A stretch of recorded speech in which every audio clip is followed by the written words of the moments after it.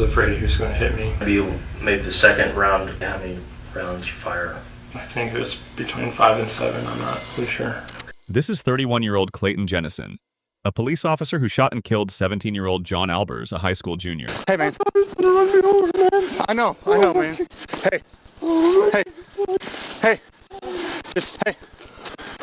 Deep breaths, buddy. Deep breaths. All right? Hey. On January 20th, 2018, a friend had called 911 that evening, reporting that Albers had been taking pills and drinking and had threatened to hurt himself. Jennison and another officer responded to the residence for a welfare check. As Jennison approached the garage, the door began to open and Albers backed out in his mother's minivan. Jennison drew his weapon and yelled, "Stop! Stop! Stop!" When the vehicle did not stop, Jennison fired 13 rounds total. First 2 shots, then 11 more, into the van. Albers was pronounced dead at the scene. In the end, you will find out what happened to Officer Clayton Jennison and why his case continues to spark outrage and demands for police transparency.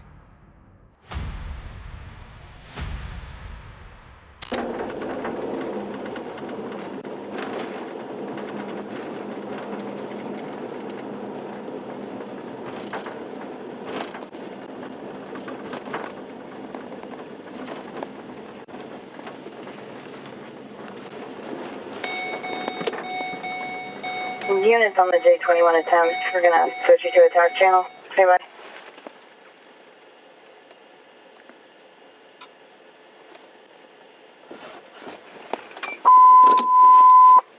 All units en route to the J21 attempt at 9309 West 149th Terrace. Switch your traffic to TAC 6. It will be monitored. Again, TAC 6, 1745.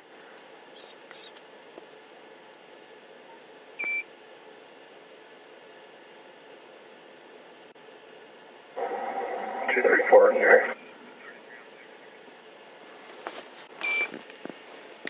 Copy, 37 on TAC 6. TAC 6, 1746.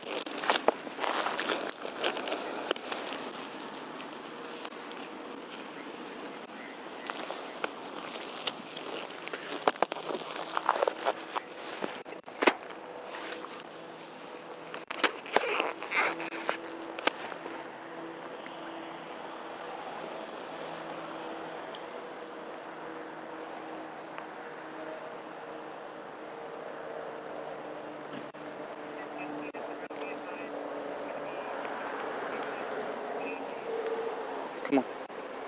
Go.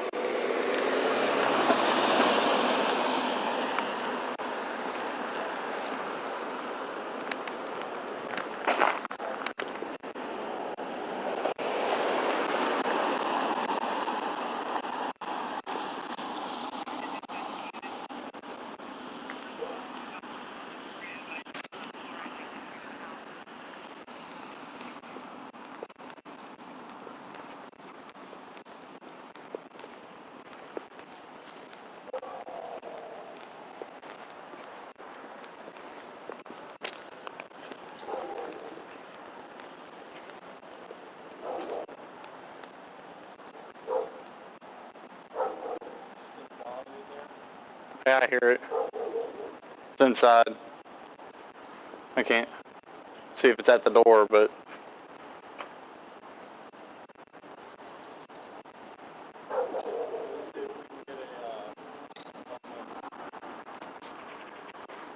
Alright.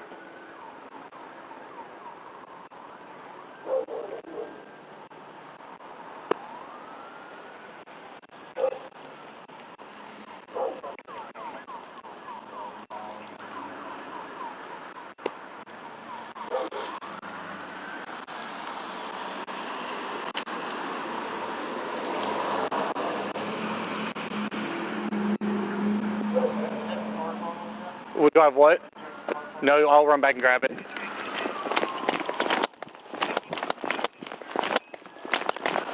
That's this mom.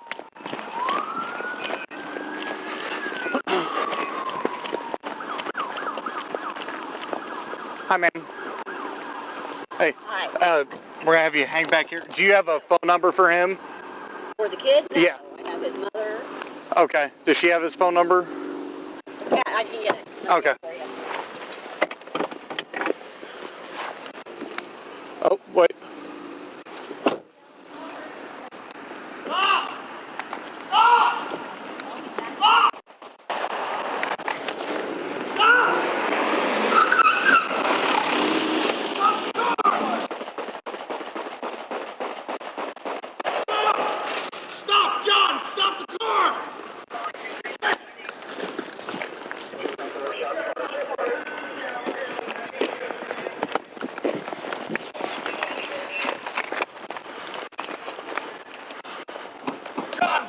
John.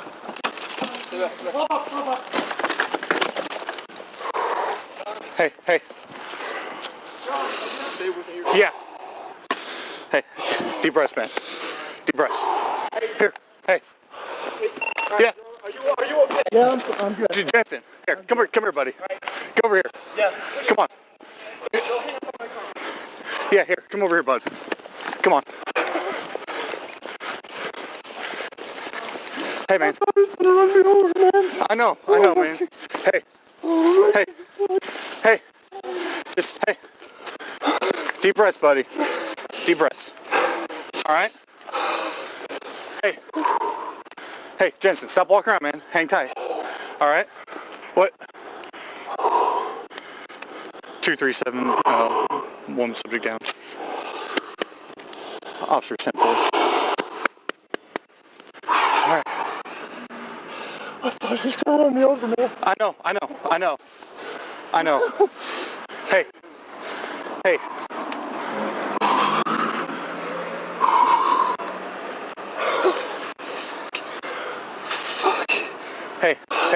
No, hey. Deep breaths, man.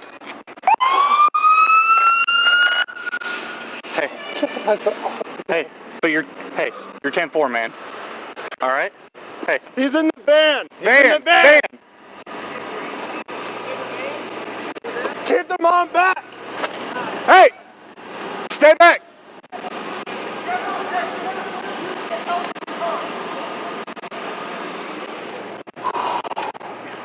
Listen, man, you did what you... Deep breaths, all right? Yeah. Hey.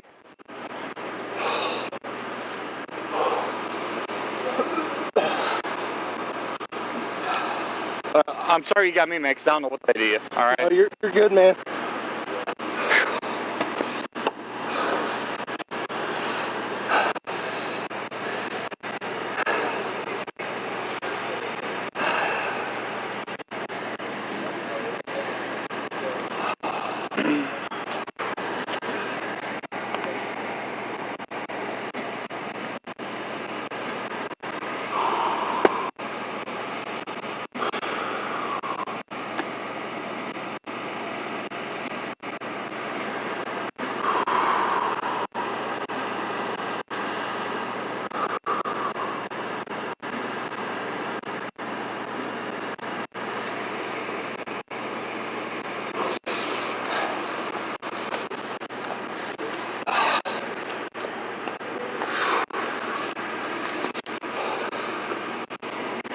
Hey, Jensen, stay over here, buddy.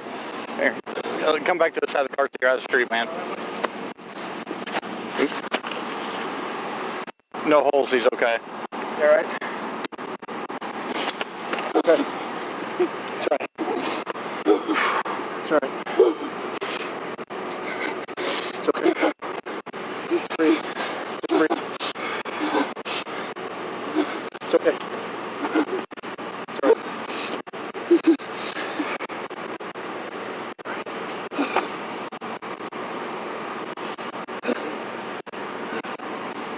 It's okay. Is that you? Yeah, that's me. All right. Stay within. Okay, yeah, I got it. All right. I'm going to pull your car up and block yourself.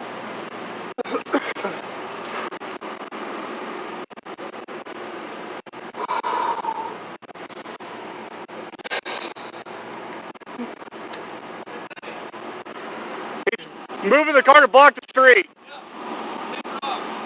Tape it off? Alright. Here, just hang up, buddy.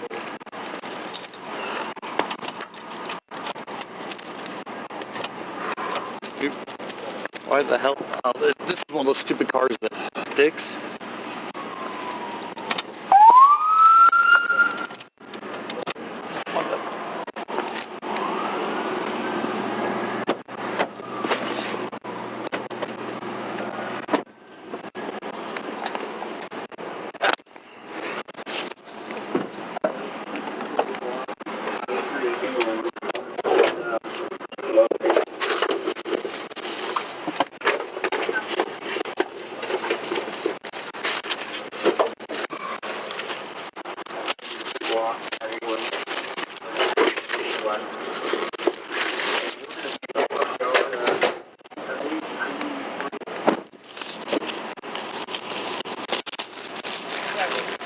What?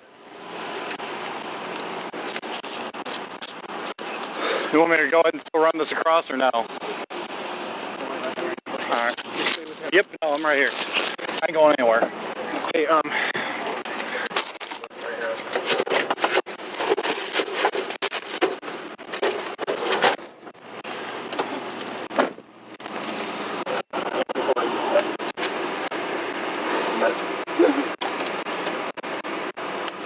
here.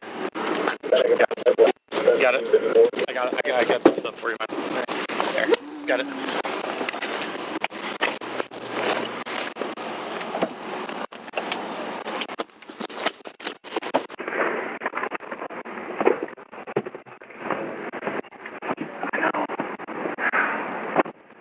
Stay with him. Yeah, no.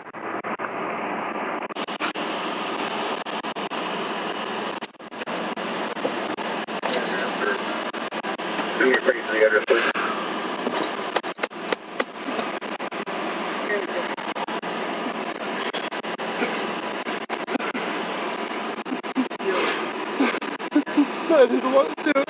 I know. Nobody ever wants to, man. Okay? Nobody ever wants to.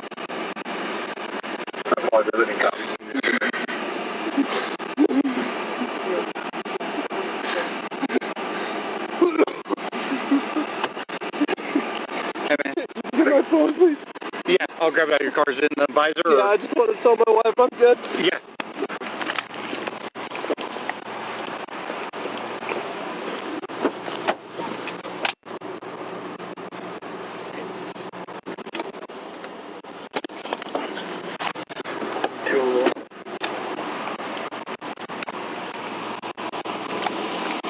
Here you go. That's the most important thing. Man, your wife, alright? Yeah.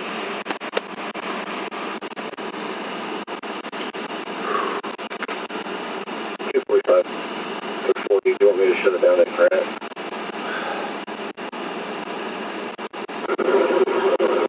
Go ahead and put some tape up there. You can let the location make it over to enter or walk through. Okay.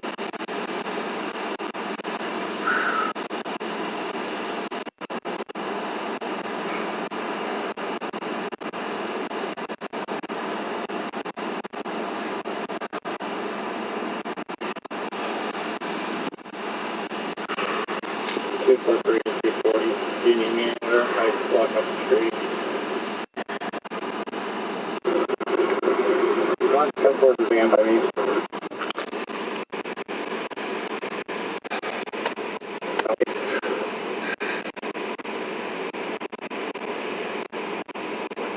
I told him to stop.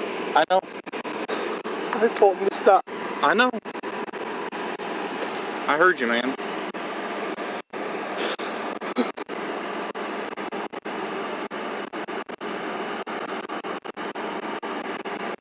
I fucking told him to stop. You did.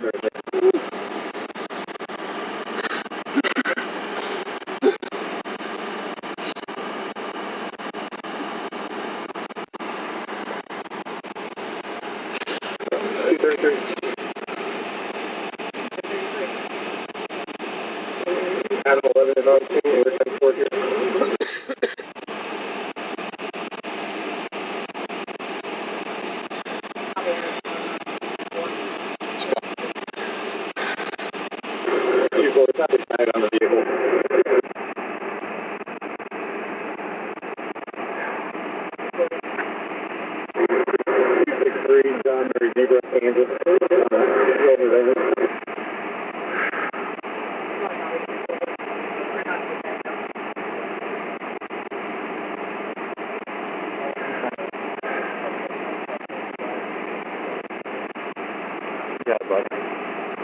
You got it, okay?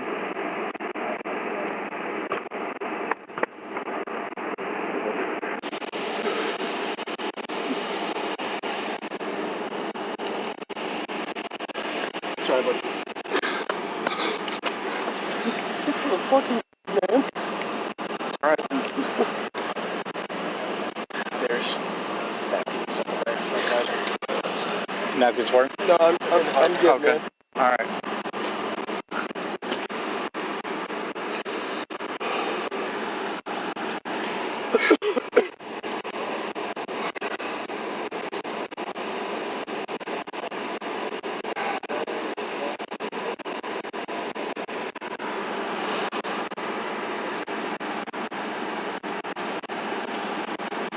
Be alright, man. Be alright.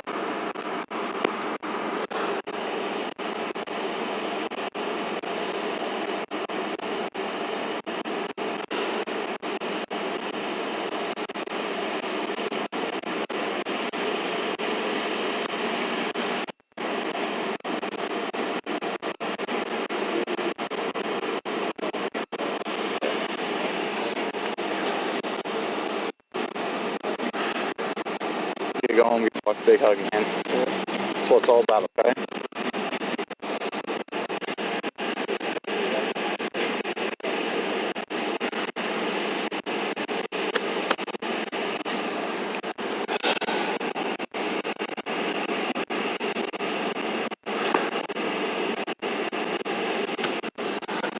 Hey guys, how's it going? Are you doing clear? How are you? I'm doing alright. Alright. You okay? Some deep breath, buddy. Right?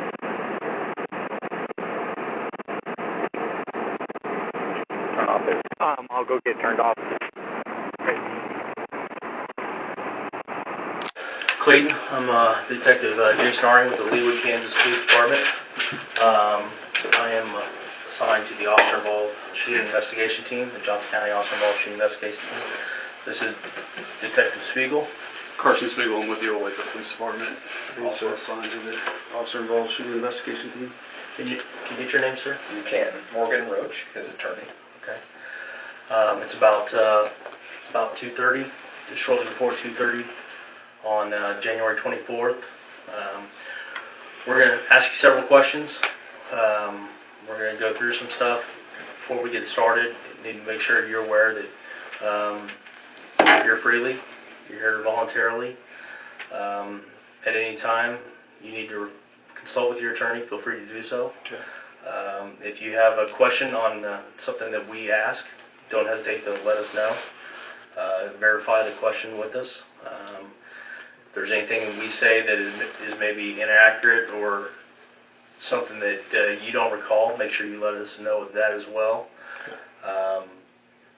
We'll have some open-ended stuff here. It'll let you provide a statement. Before we do that, though, we'll get into some of the basic overall questions. Okay. So if we can get started, can I get your full name? My full name is Clayton Charles Jennison. Okay. Can I get date of birth? My date of birth is Okay. Are you currently employed? I'm a Overland Park police officer. Overland Park police officer. Assigned to Patrol Division. Okay. Working patrol. How long have you worked for Overland Park? Just roughly over 2 years. Roughly over 2 years. Do you know when you got hired? It was December 7th, 2015. Okay, December 2015. Did you have any prior law enforcement experience? No, I had prior military experience. Okay. And did you attend a police academy? I did, yes. Okay. Do you know when did you attend it? That was from, I attended the Johnson County Police Academy, Regional Police Academy from January of 16 to April of 16. Okay. And after the police academy, did you go, your current duties you said were patrol? Yeah. After the police academy, I went through the FTO, or the field training program, from about May to August, and then was released on my own. All right. So you're currently assigned patrol, and on law enforcement, we're pretty much understand that there's a lot of different shifts, and each department does things separately. Can you explain what shift you're on and how Overland Park handles your business? I was on the evening shift, the south evening shift, from 2:30 to 10:30, and we were assigned to districts, and I was assigned to District 234. Okay. And you said south side of Overland Park. Yes. What is your district? What kind of word is that? So the district, Overland Park districts are divided into 4 areas, using 435 dividing from north to south, and then roughly US 69 from east to west. But my area 3 is from 435 down to our southern border. It borders with Olathe, and it goes to Antioch. Okay. And what is your, being on evening shift, is starting at 2:30, what is your typical routine of a day? I typically come in roughly, I try to leave my house an hour before my roll call, just to give me enough time to go in, get changed, polish my boots if I need them, change duty uniforms if I need to, catch up on if I have any courts that are coming up, get those arranged, and then I have roll call at 2:30. From 2:30 onward, I go to my district, and I handle the calls in my district and run, look for traffic infractions, typical patrol. Patrol-related duties? Yeah. Okay. So going back to Friday, which would have been, I believe, January 19th. What time did you get off Friday evening? It was my day off. So Friday, what did I didn't ask? What is your days off?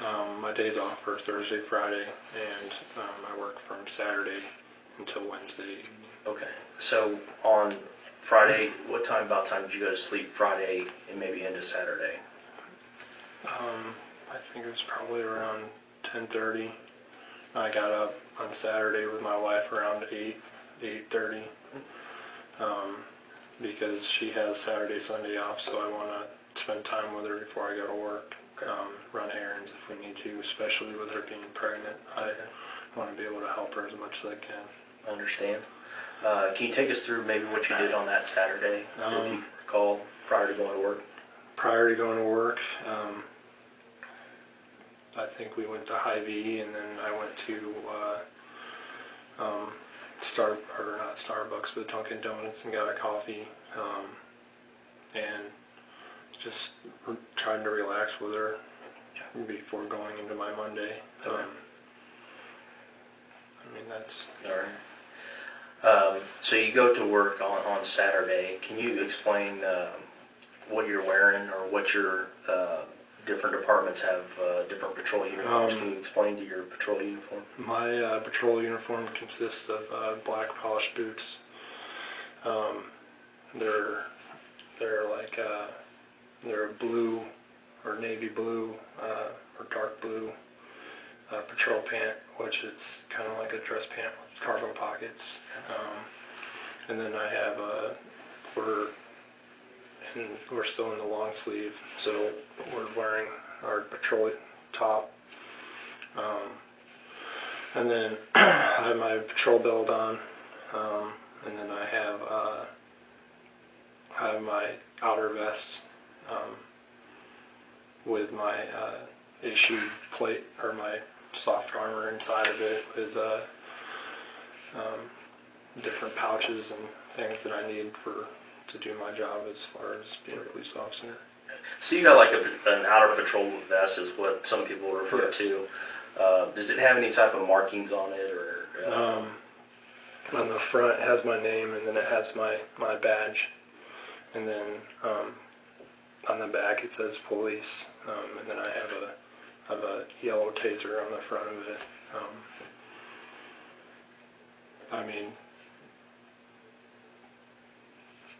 from boot to my hair, I mean, if you could see me. And on your sleeves, do some agencies have patches on the sleeve? I can't remember what side it's on, but I think my patrol patch is on this side. We don't have another one on this side. It's just, it says Oakland Park Police Department. And different officers will carry different stuff on your duty belt. Can you kind of describe your duty belt for us? And my duty belt consists of my firearm, my OC, and then from my OC I have a medical glove pouch for latex gloves. The police radio, is it on your... My police radio and everything is on my vest. Okay. I have, from my time in the military, I have back pain, so I try to carry everything on my vest versus on my belt, so it's not tweaking anything. Okay.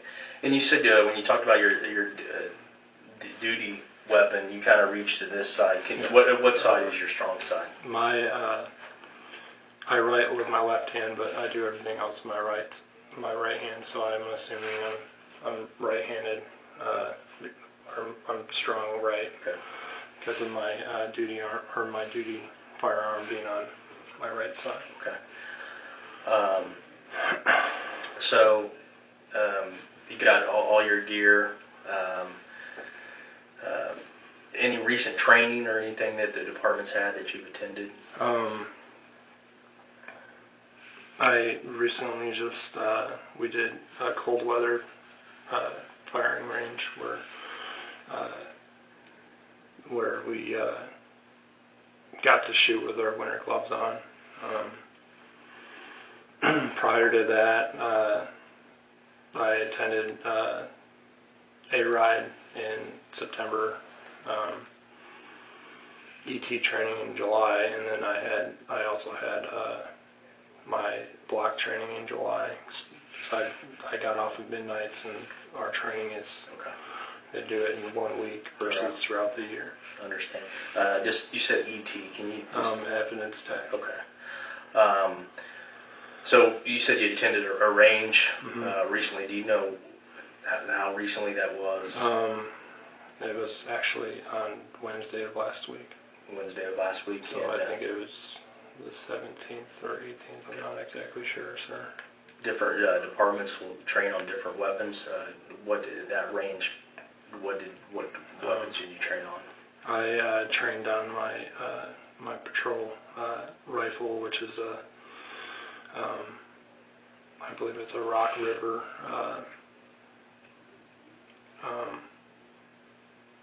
M16 type rifle. And then I use my patrol pistol, which is a Glock 22 40 caliber. Okay. And on the day you go to work on Saturday, would that be the duty weapon that you would be carrying? Yes. The Glock 22? Yeah. Okay. Texfield, do you have anything that... The only other thing I had was you said you were off Thursdays and Fridays. Yes, sir. So, and you went to the range on that Wednesday. Was that like your normal shift day, or what It was was my normal shift day, sir. Right after my patrol, or after roll call, myself and Officer Robbins went to the range, and then once we got back, we went into service and continued the rest of our shift. So you went to range and then you worked your normal shift that Wednesday? Yes, sir. Okay. So you go to work on Saturday, go through briefing, roll call, what some people call different things. Then you said you go to your district to handle calls. Can you take us through the start of that shift and any potential calls that you may handle?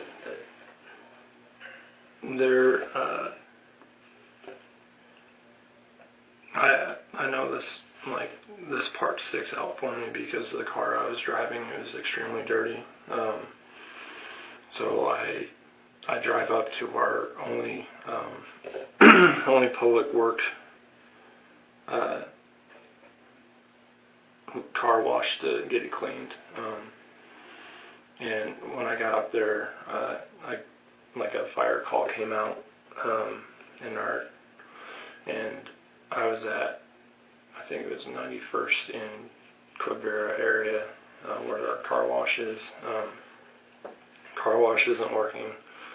I go back down south to where the gas leak is, and that's at 179th in Quivira area. Officer Videtti jumps that because he's closer. I go down and make sure everything's all right. As far as between that point and when the incident happened, I can't remember what exactly came out. With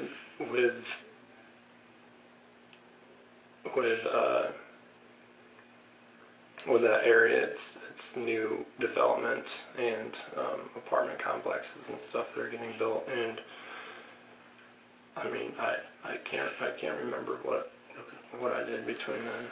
Okay. I think I might have stopped a car or so, but I can't remember, sir. Okay. On Saturday evening, in the early evening hours,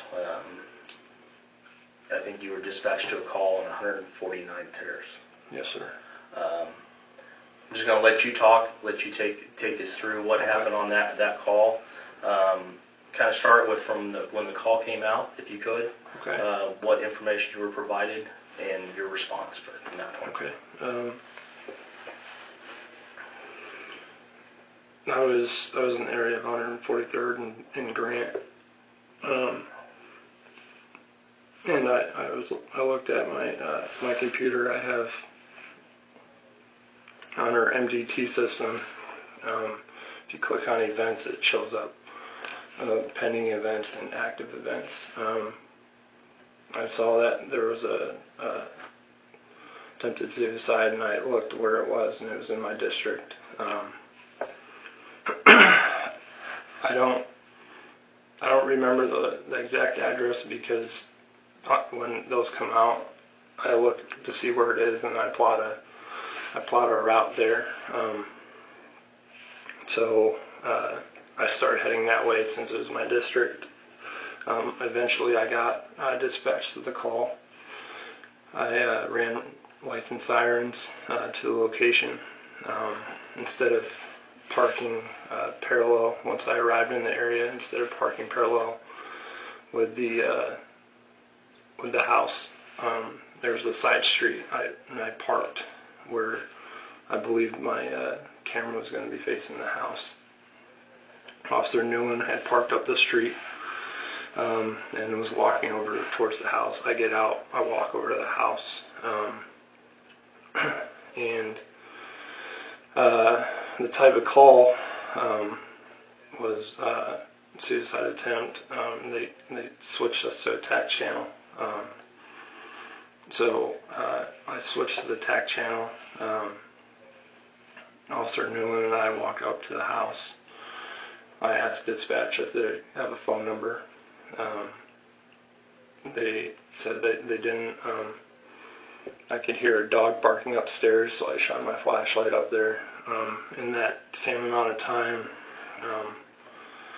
dispatch told us that the subject's mom was showing up in a white Jeep. A white SUV showed up. Female gets out.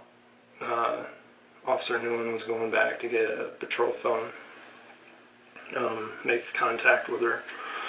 During this time, I was standing behind a tree that was in the front yard. I moved towards the garage. As I'm moving towards the garage, the door opens. To contain the area, and not knowing what was in there and what his relationship was with his mom, and knowing that Officer Newland was on the road, I unholstered my service weapon. In that moment, his mind expands the initial rescue narrative to include an ambiguous, unpredictable threat. The unholstering of his weapon before he even sees the suspect reveals the core tension of police psychology, the constant exhausting calibration between helper and warrior, where every harmless detail can suddenly become a pre-attack indicator. I approached the garage door. The vehicle started backing out. I told him to stop. He didn't listen to my commands. I shot. The vehicle accelerated rapidly past me. As I before that, I was practically running backwards. I shoot. He goes past me. Still in reverse, does a U-turn, and comes back towards me.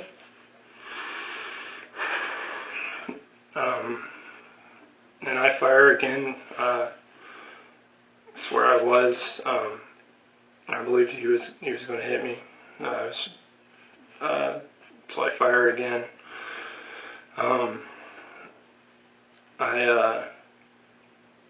As he's continuing backing up, I'm running backwards. He does stop, and then goes forward and comes to arrest in the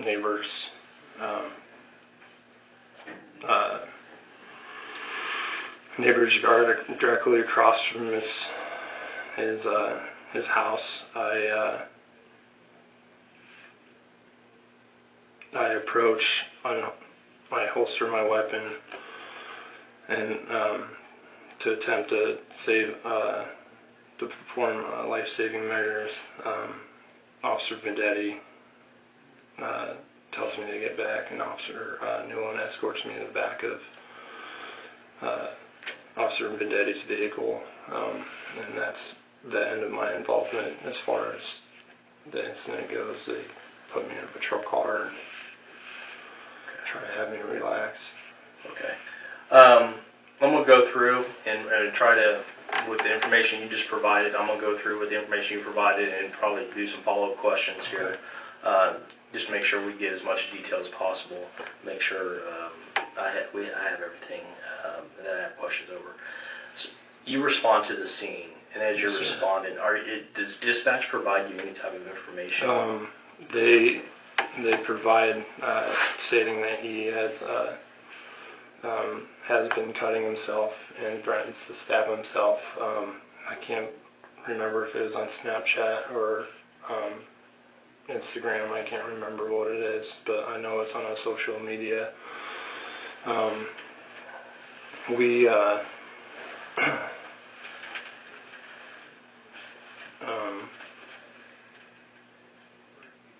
I believe that's all the information they gave us.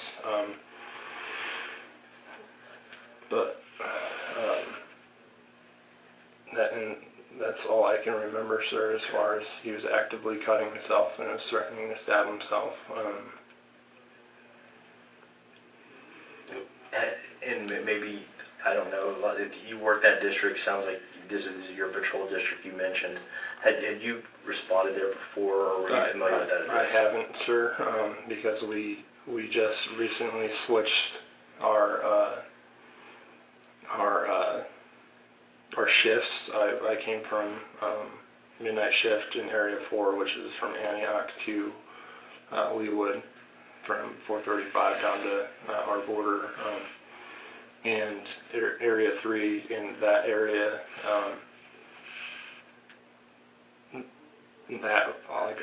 I only had that area for 2 weeks up to that point. I don't know if I responded there last year or not, because of my call load I had throughout the year, I can't remember if I went there or not. Okay. So you mentioned earlier your dispatch of a suicidal subject call. The information that you recalled dispatch was that the subject was cutting himself and threatened to stab himself, and this was done on social media. Yes, sir. And as you approach the house with Officer Newland, you mentioned the mom comes up.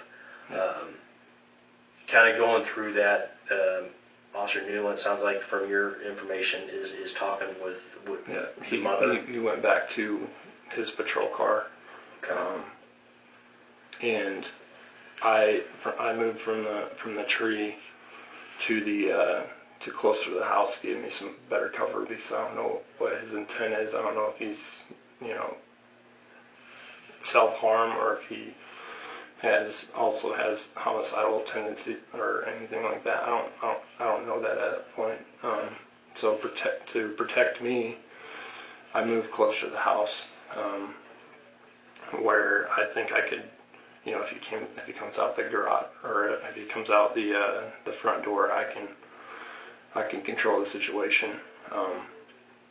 And when his mom shows up and opens the garage door, I wasn't sure if she opened it or if I opened it, or not me, but or if he opened it. I didn't know, because for me personally, my wife and I, our main way to get in our house is through our garage. She pulls in, we get out and go in. So I wasn't sure who opened the door. Okay. And the garage door, you said, comes open. What do you see? What do you see inside? I see a silver, I believe it's a silver van, with the brake lights on, and it starts moving back. I tell it to stop.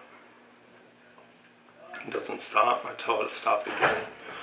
This time I'm running backwards, and I was afraid he was going to hit me. That's why I shot the first time.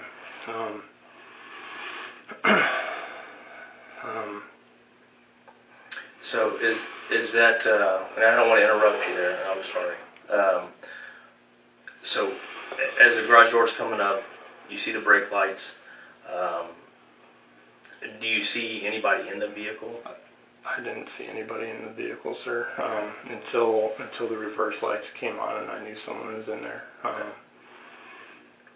I didn't know. All I knew is that he was home by himself, and no one else was there with him. And to try to contain that situation and not let him leave so we could help him, that's why I got in the back of the car, behind the car, to try to stop him. When I knew that he wasn't stopping, that's when I fired, sir. And the car starts backing up to you. Yes. You said you've told a couple times here. You said you told the vehicle to stop. As that car's backing up to you, is there any way that you have like a potential distance, or I can't tell you the distance, sir. It felt like it was from me to you away. I mean, I felt that it was pretty close to me. It wasn't stopping. And is the vehicle going slow?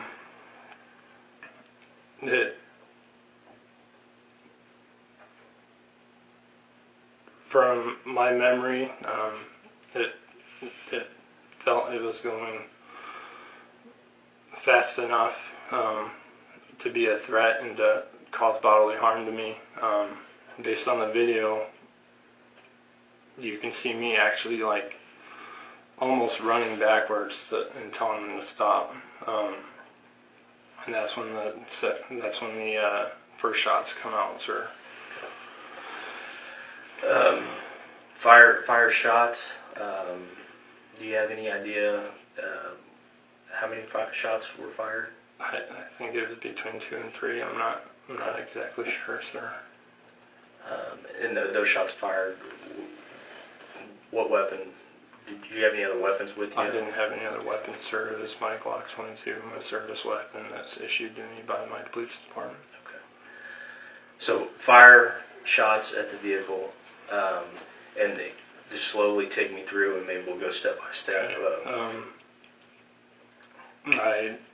I shoot, between 2 and 3 shots. Get on my radio, say that shots fired, During this time when I'm coming up to say shots fired, he accelerates, still in reverse, at a unreasonable speed, and he makes a U-turn where the back of the vehicle's facing towards me again, accelerates towards me, fearing that he was going to try to hit me again. I fired my second time. I fired until the vehicle started moving forward again. Okay. So as the vehicle backs out, I just want to make sure I have your statement accurate. So the vehicle, you're backing up. You felt like you were running backwards. Yes. Fired shots. The vehicle continues to back up.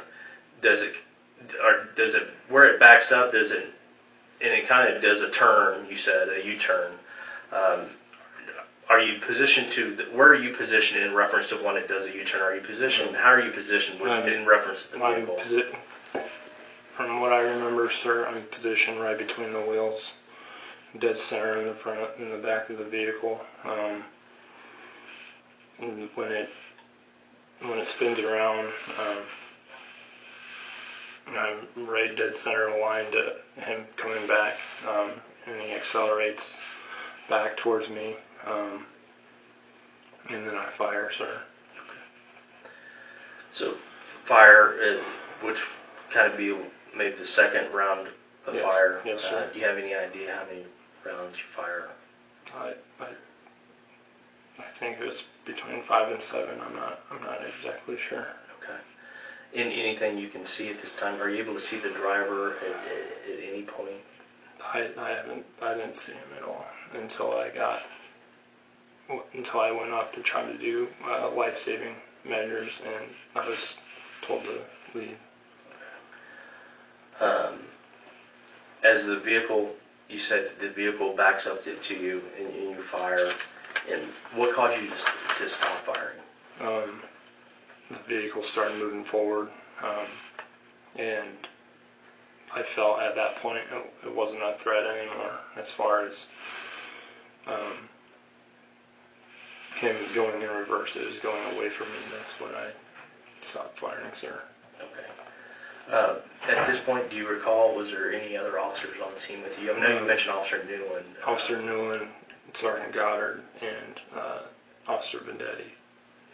Okay. Are you able to recall when you observed them, or Officer Newland was there first? You guys approached the house, according to what you said earlier. At what time does these other officers arrive? The only person that I knew showed up was Sergeant Goddard. When he pulled in front of me, I didn't see Officer Vendetti until he ran over the vehicle. Between the shots fired and when the vehicle starts moving forward, I don't know when they showed up. I just know they were there.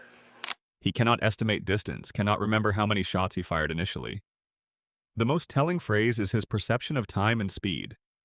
The fact that he fires, stops, and then fires again as the vehicle makes a U-turn highlights the subjective tunnel vision of a life-or-death moment, where the brain focuses solely on the center mass of the threat, distorting memory and chronology to protect the psyche from the full weight of the violence. Just to clarify one thing, when he's initially pulling out of or backing out of the driveway, you said you fired your initial series of shots there. Yes. And then you stopped to get on the radio. I stopped to try to get out of the way and get on the radio. Okay. Why is it you stopped firing at that point in time?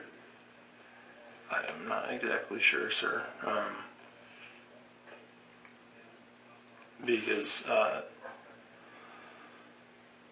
after watching the video, that I think it might be because of the brake lights coming on, but I'm not 100% sure, sir. There's something you touched on right there. You just mentioned get out of the way. As that vehicle was backing up, after the first round of fire, you just mentioned getting out of the way, just in that little statement there.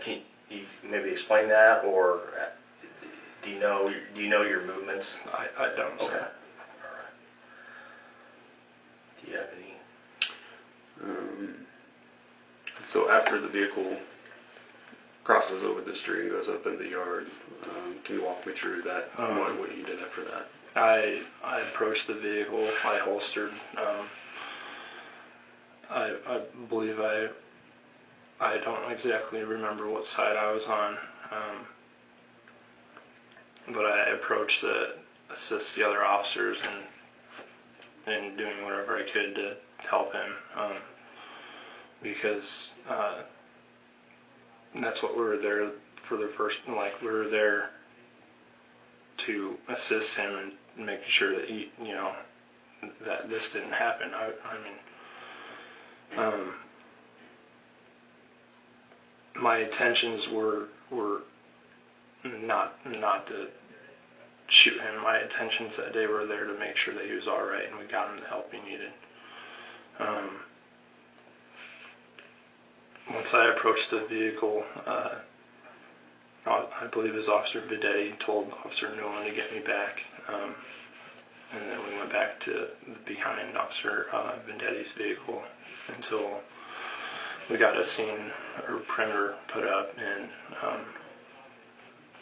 I was moved to a different vehicle.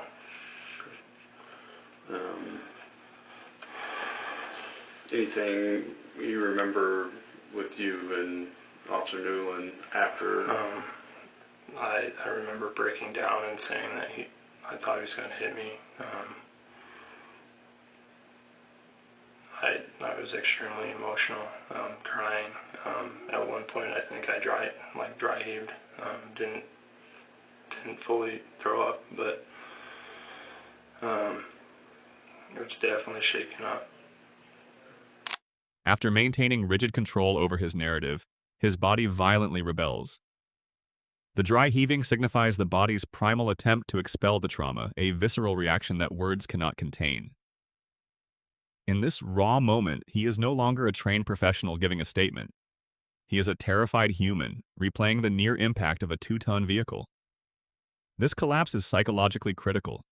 It proves that his earlier tactical recitation was a fragile shield, and the real trauma lies just beneath the surface. We're going to step out, take a break, just make sure, see if there's anything else. Do you guys want to hang out here, or would you rather step out? We can step out for a minute. Get some air. Can I leave my jacket? Yeah, absolutely. Do you want to take your drink with you?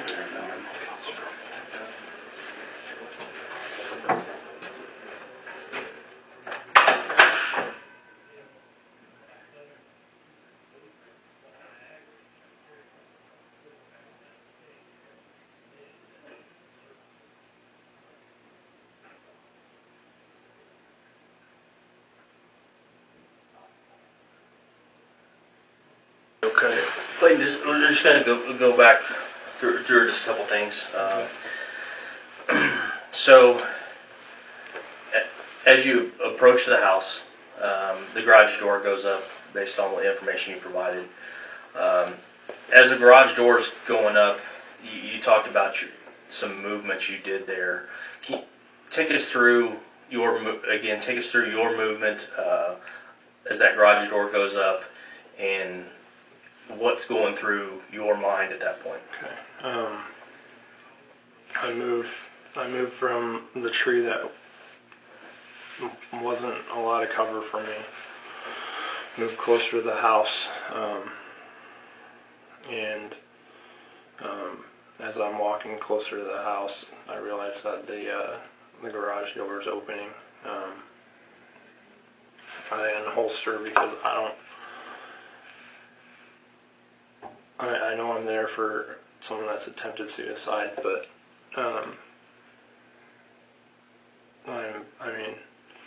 I don't know what's in that garage. I don't know what's waiting for me. So I unholster. The garage door comes up. I can see that the vehicle's on and the reverse lights are on. at this point, my main thing is to keep him here so we can get him the help that he needs. Starts reversing, tell him to stop. Doesn't stop. As he's coming backwards, I'm moving backwards, tell him to stop again. Doesn't stop. I shoot and try to move out of the way.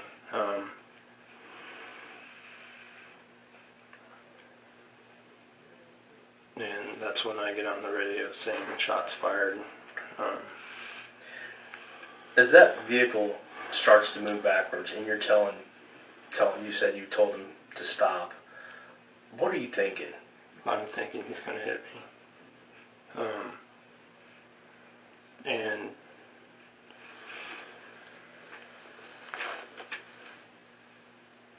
And I was afraid that, you know, if he hit me, you're knocking me down and run over me, and I didn't want that to happen. So I didn't know what his intent was. Sorry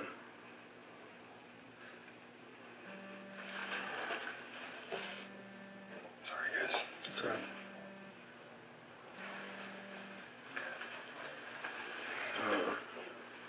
Good. Clay, if you have something, go ahead. If you want to say something. Okay.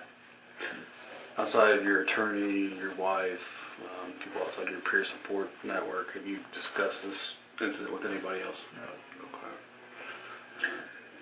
Okay. Is there anything a question we didn't ask, or is there anything else that you think is pertinent to this investigation, or your statement, anything that you feel that we need to be brought up? I don't think so, sir. I think I've said what I can recall, the best of my knowledge and what I can recall, sir. Okay. Is there anything that No, I think we covered it. Okay. Thank you guys. Appreciate you coming in. All right. Thank you for coming in, Clayton.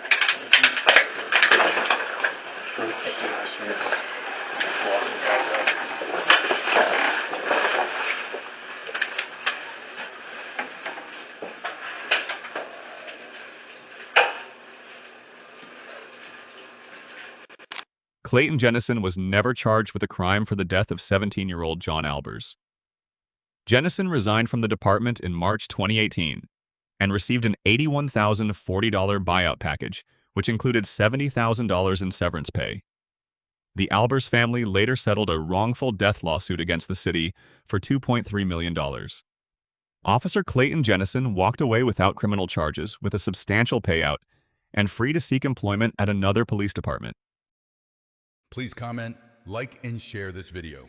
Subscribe on this channel to stay with our community.